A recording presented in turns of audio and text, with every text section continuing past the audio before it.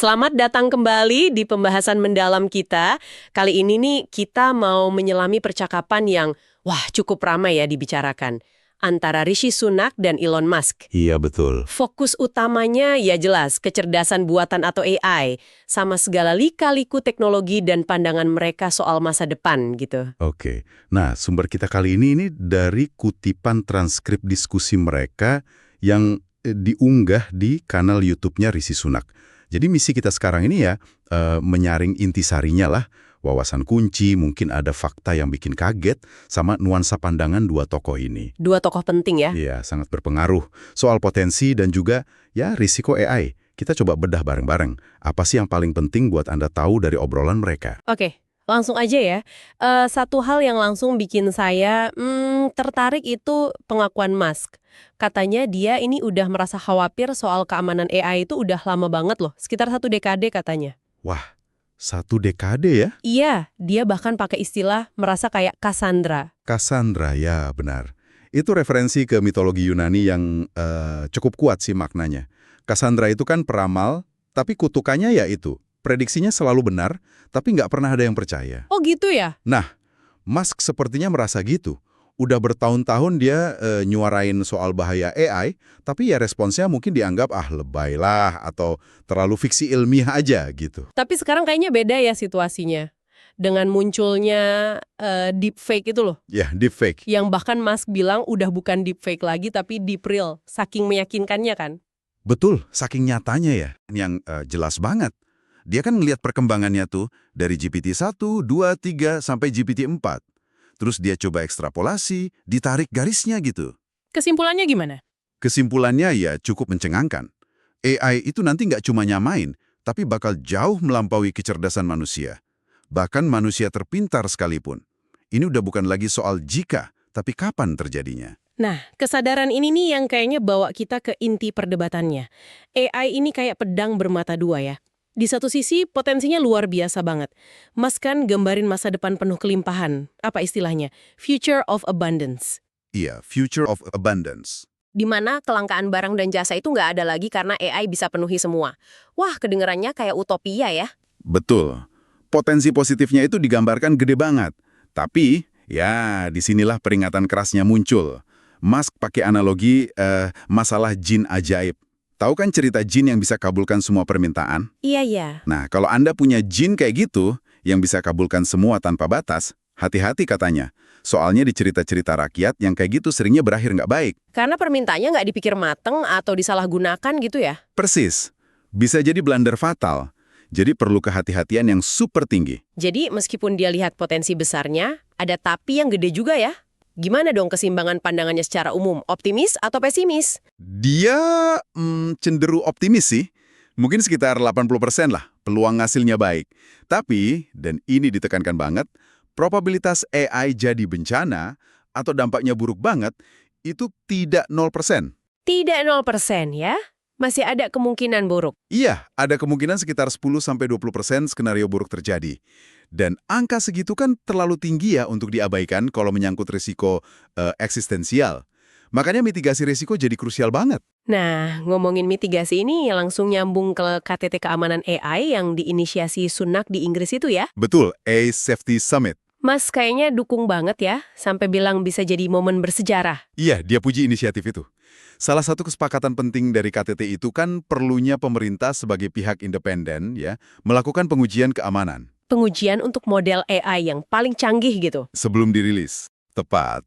Sebelum dilepas ke publik luas. Ini kan sejalan banget sama apa yang udah lama Musk suarakan soal perlunya pengawasan.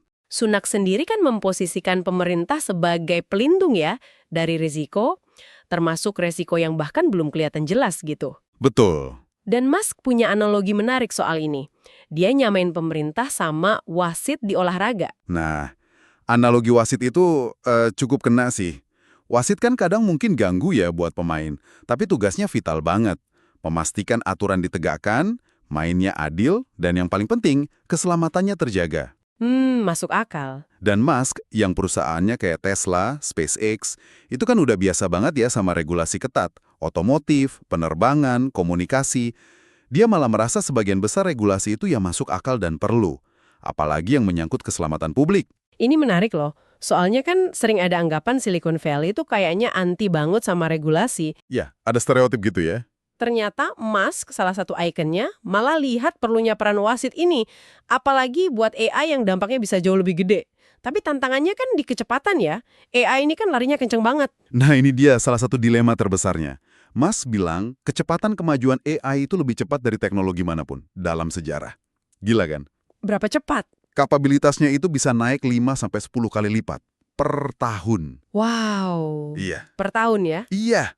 Sementara kita tahulah, birokrasi pemerintah geraknya kayak gimana. Jauh lebih lambat kan? Jadi ada mismatch kecepatan yang fundamental banget. Terus gimana dong pemerintah bisa efektif jadi wasit kalau ketinggalan lari gitu? Nah, ini poin menarik dari Musk. Dia bilang, meskipun pemerintah sekarang mungkin belum punya kapasitas teknis atau penegakan hukum yang sepadan sama kecepatan AI, peran mereka itu tetap krusial. Tetap krusial gimana maksudnya? Sekedar punya wawasan yang cukup buat paham risikonya, terus kemampuan buat menyoroti kekhawatiran itu ke publik, itu udah jadi kekuatan yang signifikan katanya. Oh, jadi langkah awal kayak KTT kemarin, terus bentuk lembaga pengawas itu bukan cuma simbolis ya? Bukan, itu udah punya daya ungkit nyata, memberi sinyal dan meningkatkan kesadaran publik itu penting banget. Oke, selain kecepatan ada juga dimensi geopolitik yang rumit ya?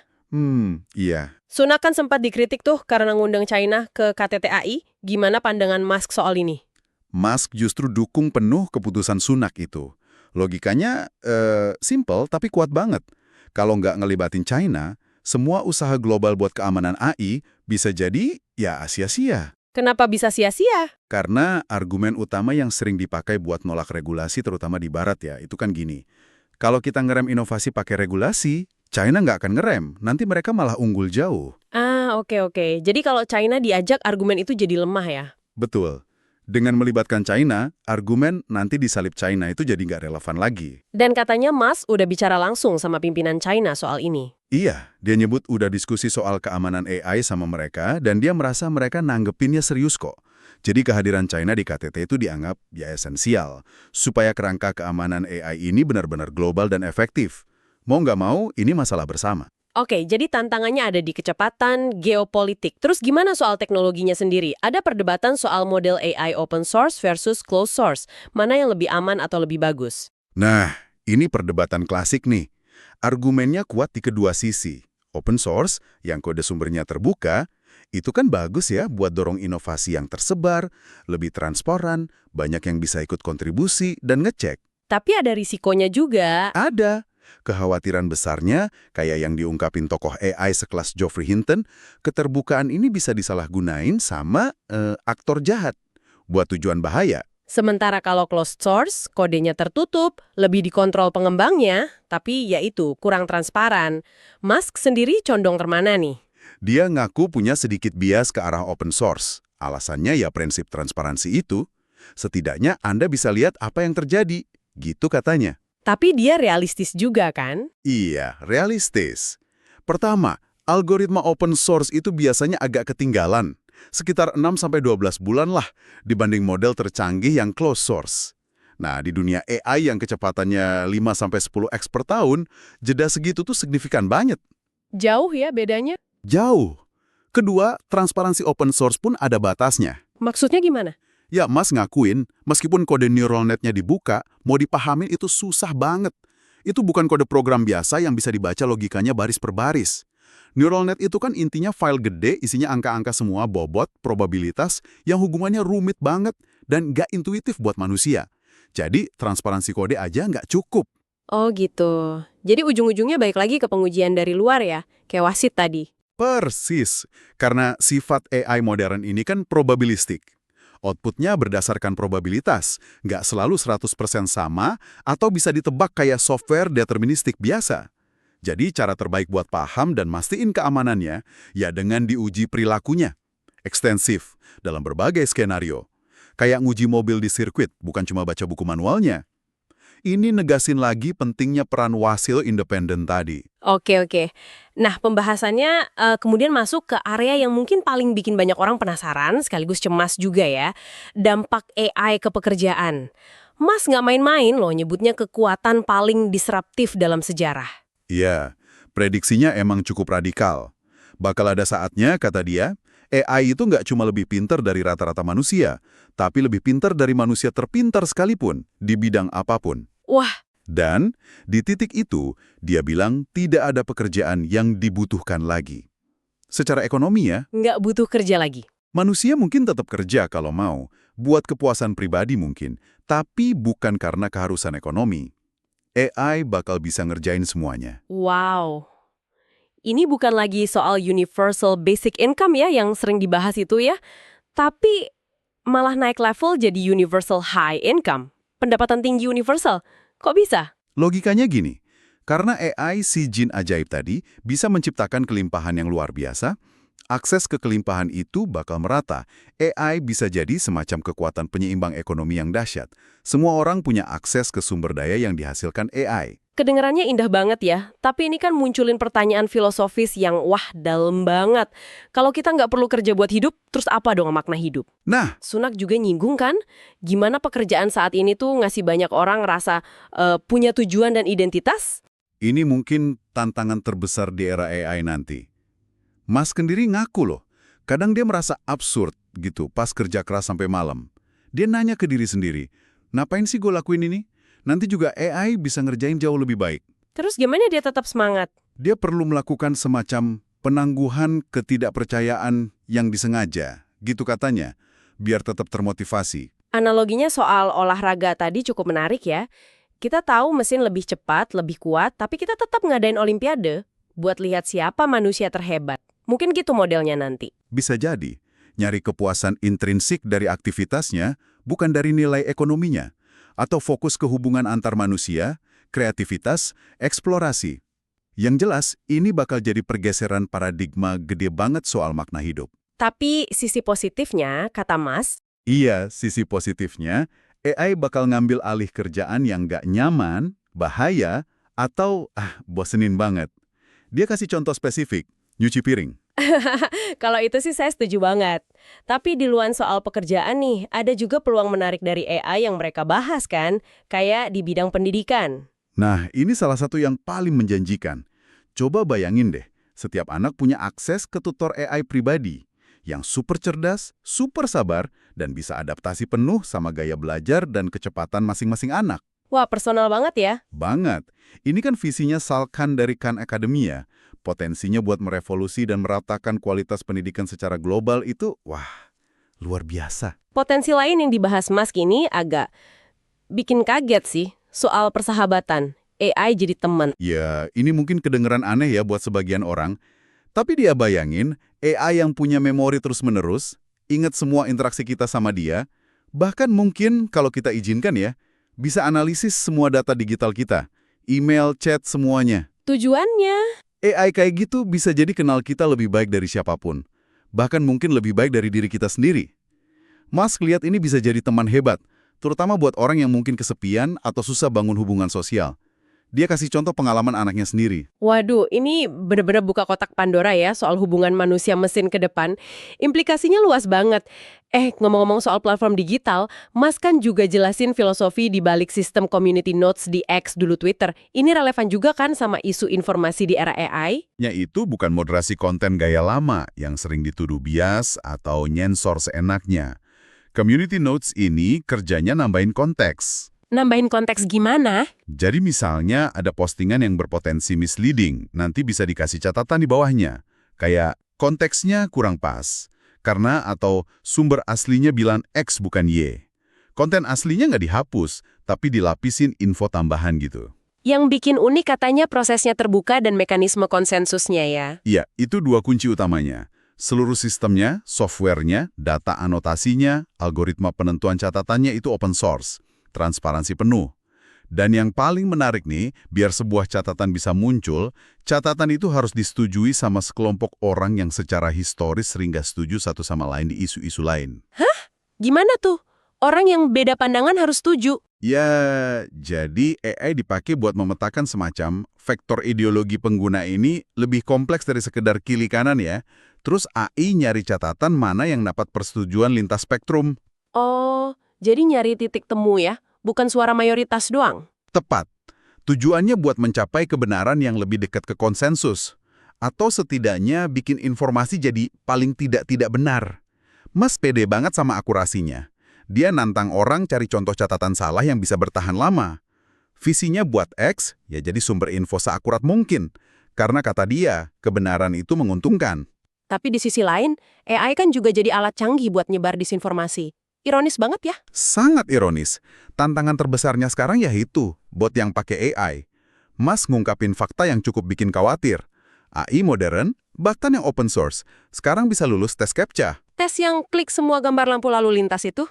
Iya, yang dirancang buat bedain manusia sama bot. AI sekarang lebih jago dari manusia buat ngelewatin tes itu. Waduh, terus gimana dong kita bisa verifikasi siapa yang asli, siapa yang bot di dunia maya? Nah, ini masalah serius. Salah satu solusi yang lagi dipikirin X, kata Musk, itu nerapin biaya langganan yang kecil banget. Mungkin cuma $1 per tahun gitu. Buat apa? Cari untung? Bukan, tujuannya bukan untung gede. Tapi buat bikin jutaan akun bot palsu jadi mahal banget dan nggak praktis. Kan butuh jutaan metode pembayaran unik jadinya. Ah, iya. Karena bahayanya kan bot-bot ini bisa dipakai buat manipulasi persepsi publik ya. Bikin sesuatu kelihatan populer padahal nggak. Persis. Dan Sunak nambahin, tim riset pemerintah Inggris nemuin bukti AI udah dipakai secara sistematis loh, buat bikin ribuan profil palsu di medsos. Terus ngapain profil palsu itu? Profil-profil ini nyusup ke grup-grup online. Misalnya grup warga lokal di tingkat kota atau lingkungan gitu. Terus mereka nyebarin narasi atau disinformasi tertentu soal isu lokal. Biaya operasinya hampir nol, tapi dampaknya bisa nyata. Dan lucunya, kata Musk, kadang satu-satunya cara deteksi tulisan AI itu karena tata bahasanya terlalu sempurna, nggak ada typo sama sekali. Hahaha, iya juga ya. Nah, selain ancaman di dunia digital, ada juga kekhawatiran soal keamanan fisik, terutama terkait pengembangan robot humanoid. Robot yang bentuknya kayak manusia itu ya? Kenapa ini jadi perhatian khusus? Musk kan definisiin robot secara luas ya. Mobil Tesla aja dia sebut robot beroda. Tapi robot humanoid ini punya kemampuan gerak yang beda.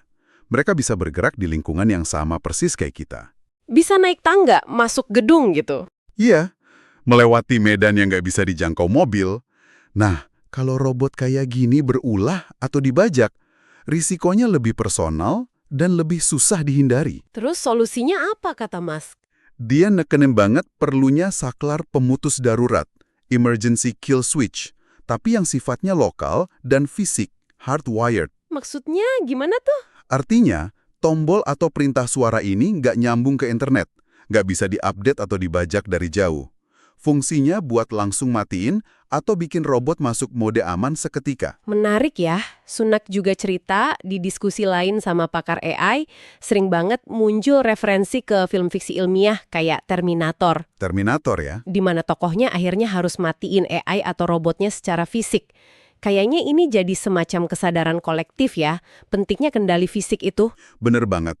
Kendali terakhir harus tetap ada di tangan manusia, secara fisik dan nggak bisa diretas. Dari isu keamanan yang gede ini, obrolan mereka juga sempat nyentuh soal ekosistem inovasi, khususnya budaya startup di Inggris. Apa poin utamanya? Ada semacam dorongan buat perubahan budaya di sana, supaya lebih merayakan dan mendukung orang-orang yang berani ambil resiko bikin perusahaan baru. Apalagi yang masih kecil-kecil gitu, kayak tunas kecil yang perlu dipupuk. Termasuk soal kegagalan ya? Iya, termasuk toleransi yang lebih gede sama kegagalan. Gagal di startup pertama itu bukan akhir dunia, tapi pelajaran buat coba lagi. Jangan malu gitu. Selain budaya, insentif juga penting kan pastinya? Penting banget. Sistem insentif kayak opsi saham itu perlu dibikin menarik, biar sepadan sama risiko tinggi yang diambil pendiri dan karyawan awal startup. Musk sempat nyinggung, di beberapa negara Eropa kontinental, struktur opsi sahamnya kurang mendukung dibanding di AS atau Inggris. Terus Sunak nanggepin gimana? Sunak ngejelasin langkah-langkah yang udah diambil Inggris, kayak pajak keuntungan modal yang relatif rendah, perbaikan aturan pajak opsi saham, plus usaha narik talenta global. Oke, balik lagi ke AI nih. Gimana dampak yang lebih konkret yang bisa kita rasain dalam waktu dekat di kehidupan sehari-hari? Sunak kasih contoh bagus, penerapan AI di situs web layanan pemerintah Inggris, Gov UK. Buat apa tuh? Buat nyederhanain interaksi warga sama pemerintah, Misalnya pas ngurus paspor hilang atau cari info layanan publik. Ini kan bisa bantu jutaan orang hemat waktu dan tenaga ya. Contoh lain yang disebut Mas kayak tadi, layanan pelanggan perusahaan jadi jauh lebih baik dan responsif karena AI. Atau yaitu, tutor AI pribadi yang bisa jawab pertanyaan apa aja. Tapi ada syaratnya ya, AI-nya jangan ngarang. Istilahnya Mas tadi. Iya, betul. AI perlu berhenti berhalusinasi. Jangan ngasih jawaban yang kedengeran meyakinkan banget tapi ternyata salah total. Akurasi dan keandalan informasi ini tetap jadi PR besar, biar potensi positif AI sehari-hari ini beneran kerasa. Terakhir nih, mereka juga bahas soal autentikasi media. Wah, ini penting banget di era deepfake. Contoh, paus pakai jaket puffer. Yang viral itu kan nipu banyak orang ya. Banget. Ada usulan menarik tuh dari perwakilan Adobe di diskusi itu. Ngembangin standar di mana media foto video bisa ditanda tangani secara kriptografis. Tanda tangan digital gitu, buat apa? Iya, tanda tangan digital ini bisa buktiin sebuah konten itu asli dari kamera beneran atau hasil rekayasa AI. Mas kelihatan dukung banget ide ini. Wah, ini relevan banget ya. Apalagi tahun depan kan banyak pemilu gede di seluruh dunia. AS, India juga, Inggris, Uni Eropa, potensi disinformasi visual buat ngacoin opini publik kan gede banget. Betul, teknologi autentikasi kayak gini bisa jadi salah satu benteng pertahanan penting. Jadi kalau kita rangkum nih, obrolan Sunak sama Musk ini benar-benar kayak memetakan lanskap AI yang kompleks banget ya. Ada janji masa depan yang luar biasa cerah, kelimpahan, kemudahan, kecerdasan super, tapi di saat yang sama ada bayang-bayang resiko yang nggak main-main. Iya, risikonya mulai dari keamanan eksistensial, disrupsi sosial ekonomi, sampai pertanyaan filosofis soal makna hidup tadi. Lengkap banget. Pandangan akhir Mas gimana? Walaupun ada resiko, dia kan sebut angka probabilitas 10-20% buat skenario buruk, dia tetap condong optimis ya, sekitar 80% hasilnya baik. Betul, dia tetap optimis. Tapi kuncinya yaitu kita harus proaktif, waspada, dan hati-hati banget dalam ngembanginnya. Jangan naif lah intinya. Kalau kita bisa lakuin itu, masa depan dengan AI bisa jadi lebih baik dan lebih merata buat semua. Nah, ini mungkin bawa kita ke satu pertanyaan penutup nih buat Anda renungkan. Diskusi tadi kan nyinggung kemungkinan dunia dengan pendapatan tinggi universal, di mana kerja bukan lagi keharusan ekonomi. Kalau skenario radikal kayak gitu beneran kejadian suatu saat nanti, gimana ya Anda secara pribadi bakal nemuin dan mendefinisikan makna serta tujuan hidup Anda di tengah kelimpahan yang dimungkinkan oleh AI itu? Pertanyaan yang dalam ya. Sebuah pemikiran yang cukup mendalam untuk dibawa pulang. Oke, sekian dulu pembahasan mendalam kita kali ini. Terima kasih sudah menyimak. Sampai jumpa di kesempatan berikutnya.